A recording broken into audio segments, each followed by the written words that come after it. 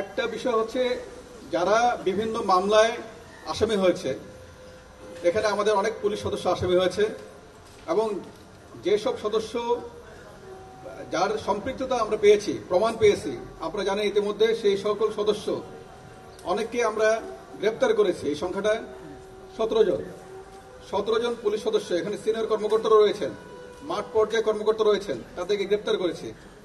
অনেক সদস্য আছে যারা মামলা আসামি হয়েছে এবং অনেকেই আছে যারা বিভিন্ন কারণে হয়তো এই কর্মস্থলে থাকছেন না, বা তারা আমাদের যে বিপ্লব, দ্বিতীয় বিপ্লব যেটাকে আমরা বলেছি, ছাত্র জনতার অভ্যুত্থানের মধ্যে যে বিপ্লব সংঘটিত হয়েছে, তারপরে অনেকেই যারা অ্যাক্সেস করেছে তারা কিন্তু নাই এবং সংখ্যাটা নিতান্তই অল্প।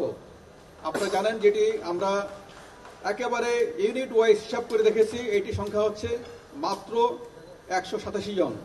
2,14,000 15,000 সংখ্যক বাহিনীর সদস্য, মানে একটা বাহিনী, সেখানে 187 জন যে কোনো সময় যারা বিভিন্ন কারণে গরহাজি হতে পারে, নাম্বার 1। নাম্বার 2 হচ্ছে যারা গরহাজি সদস্য, ইতিমধ্যে তাদেরকে তাদের যে ডিপার্টমেন্টের অ্যাকশন সেটা কিন্তু শুরু হয়েছে, তাদেরকে কৈফিয়ত তলব করা হয়েছে, তারা কেন গরহাজির, তাদেরকে হাজিরের জন্য নোটিশ করা হয়েছে এবং তারা যদি না আসে আমাদের ব্যবস্থা ক্লিয়ার, তাদেরকে চাকরিতে রাখার কোনো সুযোগ নাই।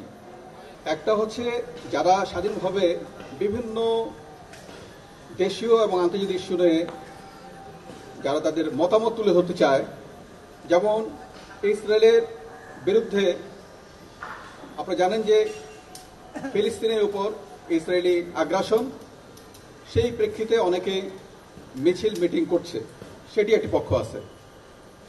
স্বাধীনভাবে আমরা যেটা দেখি সেটি হচ্ছে প্রত্যেকের তার যে নাগরিক স্বাধীনতা, সংগঠন করার স্বাধীনতা, যে কোনো অ্যাসেম্বলি হওয়ার স্বাধীনতা, সেগুলি আমরা দেখতে চাই। সেগুলি আমরা যেন এই বাংলাদেশে সে তার এটি স্বাধীনভাবে প্রয়োগ করতে পারে।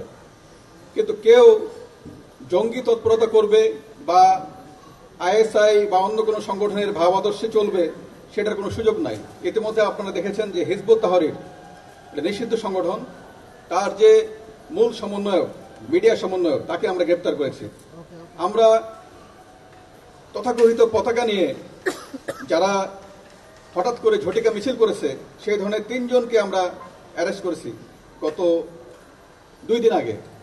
সুতরাং এই ধরনের কোনো সুযোগ নাই যে জঙ্গি তৎপরতা করবে। যারা নিষিদ্ধ সংগঠন তাদেরকে আমাদের যে তৎপরতা সেটা কিন্তু অব্যাহত আছে।